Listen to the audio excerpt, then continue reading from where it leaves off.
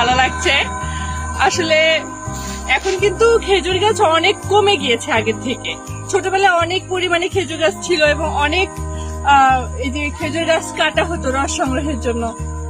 আমার মনে আছে সেই ছোটবেলায় অনেক অনেক একটা টিনের যে তাওয়া ছিল সেগুলোতে রস জাল দেওয়া হতো এবং রস জাল দিয়ে যে গুড় তৈরি করা হতো, গুড় তৈরির পরে ওটা নামিয়ে নেওয়ার ফলে পরে আমরা যে ছোট ছেলেমেয়েরা ছিলাম ওরা সবাই মিলে বসে যেতাম ওই তাওয়াটা একটু আঙুল দিয়ে চেটে চেটে খাওয়ার জন্য।